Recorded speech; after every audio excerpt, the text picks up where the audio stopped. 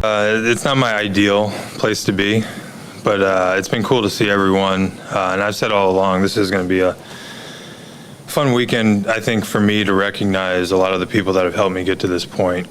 Nobody gets to this point on their own. You know, there's so many people that have helped me get here, have done so many things for me and my family. So this is kind of a celebration for me, but I think more for all of them. At least that's the way I'm sort of looking at this weekend. Is it like a chance to just say, almost acknowledge like a whole generation of you that with this franchise and what it was? What does it mean to you to have as many of these ex-teammates here?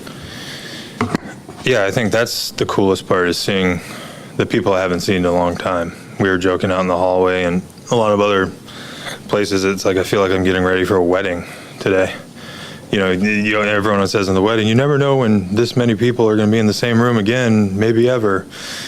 And I honestly feel like it's kind of like that. You know, we keep in touch, but all of us have kids. We live all over the place. I feel like you get busier when you're done playing baseball, so you don't get a chance to see each other in person really ever anymore. So it's a cool opportunity for that to happen. And now that we're, I would say, an older organization, and hopefully we can start doing some of this sort of alumni stuff where we get together more often and can kind of talk amongst ourselves, but also talk to the guys on the team here and, you know, be a first-class organization that brings their players back and celebrates kind of the history that we've built, even though it's a brief history, but we're getting there. I know it's a time for reflection, but that goes way back to a group of kids that you grew up with that made names for themselves in the majors too, with Michael Kadire, David Wright, and the Upton brothers. And time to look back at your entire baseball career and how that started. Yeah, I think so many of us that make it to the big leagues, I mean, you know, you start playing at a young age. You play Little League, you play, it was called AAU baseball back then. Who the heck knows what it's called now? They're all these travel teams. But yeah, I mean, I still keep in touch with those guys. You know, some of my best friends are still guys from Virginia Beach. My parents still live there. My brother lives there now. So that was obviously a huge part of, I think, we didn't know it at the time, but preparing me to play at this level. I think baseball skill-wise, but also, you know, I learned a lot of lessons about how to be a good person and do the right thing from my parents. But I think you learn more from your friends and your teammates, and when you guys do stupid stuff together and get in trouble together, you learn together. So yeah, I mean, that Virginia Beach will always be a part of me, and I still talk to David and Michael and Justin and BJ and Mark and, you know, all those guys. So I think we finally sort of realized now that we're all kind of done how cool it was to be able to play against each other for so many years. Ryan, if someone would have said to you when you got drafted that this day would be happening for you in 2022, what would you have thought? I was just happy to get drafted, to be honest with you. I mean, yeah, I mean, I don't think we all pretend to be this person. Like when you're little, but nobody ever believes it's going to happen, I think. So, I mean, I would have laughed, I guess, if someone told me that. I don't know. I wouldn't have. I mean, I hope nobody would say, yeah, of course, that's going to happen. Like, it's a terrible thing to say. To that point, Ryan, when you get drafted, you have aspirations of a lengthy career, of winning a World Series. Is the thought of, I imagine, playing an entire career with one team, I would think that's not something that's on the priority list when you're 20. So when you look back and the fact that it did play out that way, yeah. How much satisfaction, how much importance do you put in that aspect as well? Yeah, I think when you first get here, you just try and do everything you can to stay. That's the hardest part. I mean, getting here is really hard, but then, you know, I guess cementing yourself and you know, getting yourself a regular big league career. I mean, it's hard to stay up here. So when you're young and you're just excited for the opportunity, so you do that, and then you sort of get to the point where you have some contract negotiation power, I guess you can say, and that's where you have to make a decision. You know, do you want to maybe give up some of that power and, you know, agree to stay somewhere? And that's why I've always said it's a two-way street. I think the team has to want you to stay here, and the player has to want to stay, and that's why it's so hard, and you just never really see it anymore. You mentioned, you know, it's still a very young franchise. could have had your career for a lot of teams, and you would have been like part of that team's history here, but you really like shaped the national history. What does that mean to you, the fact that you happen to land in a franchise that, you know, you were able to, you know, make your own? And so forth? Yeah, I mean, I think part of it's kind of right place, right time. You know, you think about the other guys that have been, I mean, was it Yachty has been there his whole career. I don't know. You guys tell me, make me sound smart. Yeah, there's a couple other guys, Votto, like, but those guys have been in with organizations that already have like storied histories, have won World Series. That's not their fault. I mean, it doesn't diminish anything that they've done. I mean, it's really cool what they've done, and they've, you know, those guys are probably Hall of Famers if you think about it.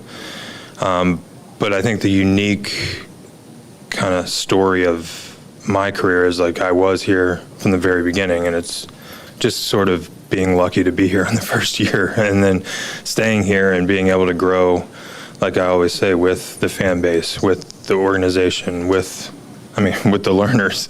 The learners learned along with us. So I think that's what makes me a little bit different and a little bit special, and it's nothing that I did. I was just here. Did that always feel like luck? Was there a time when that felt like a burden? Well, it was just crazy that I grew up in Virginia, went to the University of Virginia, and then got drafted by the team right here. I don't know. I'm a believer in karma. I think if you do good things, sometimes good things come back around, but I don't know. Those first three teams could have taken, well, the second and third teams could have taken me. Justin was going one. What was it like when you came up in '05 late that year and, you know, going to Frank's office at that point? Do you remember anything about that and conversation? I was terrified. 20-year-old, I didn't have a suit, so I was already in trouble because you actually had to wear suits back then. And I had to go in and introduce myself to Frank Robinson when nobody at age 20 ever got called up, especially in the first year you got drafted. For some reason, that was my fault, I guess. I got called up, and everyone hates you when you get called up like that because you didn't have to go through the minor leagues. I shouldn't say hate, but yeah, I mean, I remember that day. You know, you walk in and, you know, you're scared to death. I mean, you don't want to do anything wrong. You know, you're coming into a clubhouse of grown men. I was a 20-year-old that was like drinking $2 pitchers. Like, it probably wasn't even $2 back then. So, you know, you grow up fast. But then you really, you know, you meet the guys, you get to know them, you get into a couple games, and you kind of realize it's the same game. It's the same thing you've been doing. It's just on a different level. Was there anything specific that you took from him that, maybe he taught you or that you applied? Yeah, I mean, he was such a leader by example. I mean, he's one of the, I say he's one of the best baseball guys, but I think just one of the best humans. I mean, he did so much for more than just baseball. I think he just taught me kind of how to handle myself, play the game the right way. You know, talking with his daughter a little bit, you know, he wanted me to, he kind of thought that I was going to maybe play for a little while. He never told me that. He told me I stunk all the time. But I think deep down he wanted, like, to make sure that he knew that I knew how to handle myself and respect the game and, I don't know, just lead the way with class, I guess. And he kind of would always throw that stuff in there. And I've said before, even after he was done and we'd go out to L.A., we'd usually grab lunch or dinner at the hotel. And if he didn't do that, he would stop by the clubhouse and talk to, obviously, other people as well. But he kind of always made a point to stay in touch.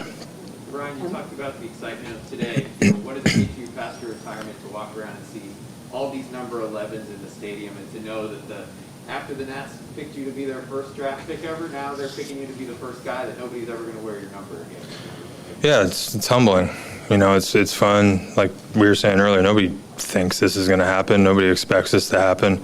You know, you don't take it for granted. You appreciate it. And you just want to continue to do things to help the organization, help the community. And, you know, it doesn't stop after today. I think, you know, you continue to go and, I'll be, like I said, I'll be around. I mean, we're going to raise our kids here. I'm going to be involved with the team. So it's, this is obviously a great honor, but life moves on after today as well. One more quick one. What kind of impact do you think you made on this organization? What kind of impact do you hope you made on this organization that's going to continue to be? Oh, man. Yeah, I mean, I don't think you set out to do that kind of stuff. I was just always told to play the game the right way, treat people with respect, and, I think from there, people think of you what they're going to think of you. I think the people that try too hard to earn respect or earn things are the, not that doesn't work sometimes, but I just tried to lead by example and do the right thing and kind of always be there for people. Ryan, you talked about the two-way street a minute ago. With the affinity that you developed for this area, can you talk about how that played out for you with those? Yeah, you mean being a two-way street, and if liking the area was one of the reasons why I wanted to stay here? And wrestling with that decision, when it's so rare for a Lincoln. Yeah, I mean, and I've talked to a bunch of players. I mean, everyone has earned, when you play in the big leagues, you earn the right to do whatever you want. I mean, if you want to play for 6 years and become a free agent, that's your choice. It's hard to do that. If you, I think I always was under the impression that the grass isn't always greener on the other side. It might seem like it, but you're going into a pretty unknown world when you do that. And if you like the place you're in, you're comfortable here, I think being comfortable is, you can't really quantify that monetarily. And for me, which is not the case for everybody, and that's fine, but I was willing to give up maybe making more. And for me, it kind of turned out I got hurt, so who would have known? I mean, maybe I made out like a bandit. Maybe, I mean, it's, but for me, I always liked knowing the people around here. I liked knowing the clubhouse people. I like knowing the spring training people. I like being comfortable. I think I perform better. I think everyone would sort of agree with that. I mean, you like going to a workplace where you feel good. And for me, I always felt good here. And the relationship I created with the community and, them supporting a lot of my philanthropic efforts. Yeah, I mean, for me, it was an easy decision. But they were very gracious with their contracts and their negotiating, and I always thought they were pretty fair as well. That sign behind you there says, "Thank you, Mr. National." I'm wondering, what do you think when you hear that term, Mr. National? And do you... Been here a long time. I've always said that. I just got lucky to play and be here for a long time, but... But aside from that, I mean, there's clearly a bond between you and the fans. You have a special place for the franchise because of on-field stuff, but also on off-field stuff. I'm wondering. Yeah, and I think, that goes to the way the organization was built as well. I think, Riz and the front office and all the managers and people like that, I mean, they did it the right way. I mean, we were talented teams, but very rarely, and you guys covered us, so very rarely, you guys didn't have too many bad people to deal with in the clubhouse. And, there's always people that don't like talking to you guys, but I think you would all agree that we didn't have many bad people. They might not like to talk to you or do things, but that's normal. That happens at home, too. I'm learning quickly. But yeah, I think Mr. National, I think I personified what all those groups of guys do as well. I mean, we were all that's how we were taught. That's how those guys were brought up through the farm system, first of all. And then we created so many good core groups of guys up here that I think when a free agent got here, if we traded for someone at the deadline or if a minor league guy got called up, you had no choice but to act that way. And it starts with the front office and the manager, but honestly, it's the players. The manager can only do so much. Players follow other players. So if you don't have a good group of guys and a good core group of guys basically reinforcing your values, then I don't think you have. I think that's why you always see the same teams being thought of as those classy organizations because the players do it. Sorry, I just want to ask a silly question, but since this is about retiring your jersey, why 11? Why did you wear 11? Yeah, so I grew up wearing number 1 because of Anthony Hardaway. He was my favorite basketball player, and that was like the Little Penny commercials, all that stuff. And then when I got to college, Matt Dunn, who from Georgia, was a little guy, and they gave him number 1, and they gave me 11 just by chance.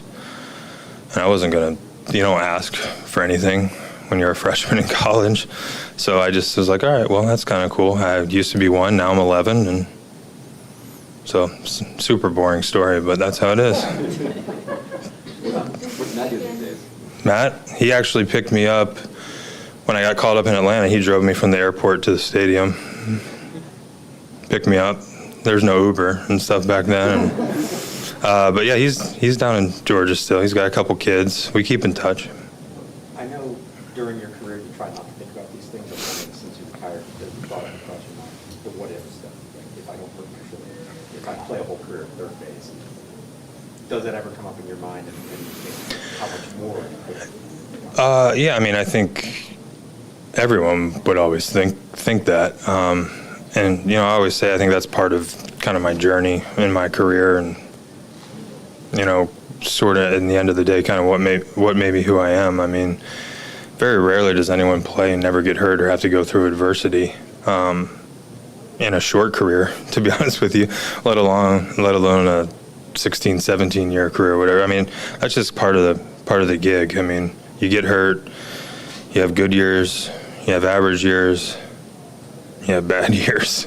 You know, I think the test is how you react and how you adapt. And if you want to stick in this league or any pro sports league, I mean, you always have to adapt. There's always young guys. There's always, the game changes. I mean, it's a constant evolution of who you are as a player, especially if you want to hang around for a while. But, I mean, do I ever look back and think, what if? I mean, I think everyone does. I don't know if that's not reality, though, I guess this is the way I think about it. How was retirement treated? It's good. It's hard. It's a lot harder than baseball, I'll tell you that much. Well, coming into an 8, 6 to 5 months is pretty hard. I don't know what we would have done if I played another year. Hopefully Heather would have stayed around. I wouldn't have blamed her if she left. But it's nice to be around. I mean, this is the first time I've ever been able to pick and do stuff in the summer that I want to do for probably at least 25 years. I mean, it's crazy to think about that. I miss the game. I mean, I think everyone misses the game. Everyone misses something that they've done for, you know, more than half their life. I don't miss playing through injuries. I don't miss 2.5 hours of stuff to get ready to play a game every day. I don't miss being gone for 7 to 10 days sometimes. I don't, you know, there's a lot of things I don't miss as well. So I'm completely at peace with my decision. But yeah, I mean, it's hard going from doing something every single day where you get satisfaction and you get, you know, you're competing to achieve something where, like, obviously you're achieving something, raising kids and being around, but it's not immediate. You know, you're doing things for the long haul. So it's a different mindset, and I've had to work on it, and I'll definitely continue to work on it. But yeah, I mean, it's a fun new challenge. How much do you keep up with this team and the current team, given, you know, you're bouncing a lot of stuff? No, I try and watch, and you know, I still know a lot of these guys. I played with a lot of these guys, so I have relationships with them, and I want to see how the young guys develop. So yeah, I keep up. I mean, I don't get to watch as much as I want to, but you know, with the apps and all that stuff now, I can sort of keep up with them and see who's doing what. You were on teams early on. You lost a lot of games, so right now this team is doing that. Yep. You know, kindly. So, like, how would you sort of say, what would you say to fans that maybe are frustrated? And like how these things sort of cycle and like how they Yeah. can change over time? Well, I mean, I guess if you don't ever want this to happen, root for the Dodgers. That would be my only advice, because they're probably the only team that's going to ever do it. But other than that, I mean, it's part of it. I mean, you know, we had a decade where, you know, we were either in the playoffs or competing for the playoffs, or at the trade deadline acquiring people. At some point, something's got to give. And last year was that point. You know, they traded everyone away. They got a ton of players. You know, a couple of them are already doing pretty well at this level. You know, supposedly there's some more that are doing pretty well at the minor league level. I mean, that's what you have to do. And nobody likes to lose. Fans don't like to lose. Players don't like to lose. Davey doesn't like to lose. I mean, nobody likes that. But it happens. It happens to every organization. You know, I know this team doesn't want it to happen for a long time, so I don't think you're looking at a long time of this. A lot of that depends on some of these guys developing, and you know, I think we do a pretty good job of developing talent. But yeah, I mean, stick with them. I mean, it's still great to come out and watch baseball. I mean, you know, I feel like people think that when teams lose, they're not trying for some reason. You know, these guys and these kids are working just as hard as we all did the last 10 years. So, you know, support them, stick with them, and, you know, you can be those fans that were our fans from 06 to 12. Ryan, One last question. Ryan, in 19, when you're making the run towards the World Series, you always mentioned about the group of guys. There have been several of those guys who have said in the past couple days that when you were going through that, down the stretch, making that run, that they were saying to each other privately, we got to win this for Zim. What? They wanted to win it for them, too. We all wanted to win it for. I mean, I appreciate that. I mean, obviously, but I mean, you know, you got guys like Howie Kendrick, and you know, Howie comes to my mind. You know, Max Scherzer. You know, you got guys that were in the same exact situation that I was, that have done a ton for the game of baseball. Just because they didn't do it for one team doesn't mean that they didn't deserve it as much as me. I think, you know, that was the coolest group of guys, because much was made about how old we were and that doesn't work anymore and all this stuff. I mean, we had young guys that obviously helped us as well. It was just a complete roster, and it was a complete group of guys that, you know, I guess the best way to sum it up is all the way that all those guys felt for me, like I felt that way for them. I mean, I don't think I deserved it any more than anyone else. I mean, you know, I think we all deserved it, and I think it was just a really selfless group of guys that honestly just wanted to win the trophy for everybody. And, you know, we didn't care who got the hit, who was the MVP. Was stressed, by the way, so leave him alone. You know, all those people, like, we didn't care who did it. We just wanted to win. And I think when you get teams like that, that's why nobody wanted to play us, to be honest with you. And we were pretty talented team, too. Thanks, Ryan. Yep.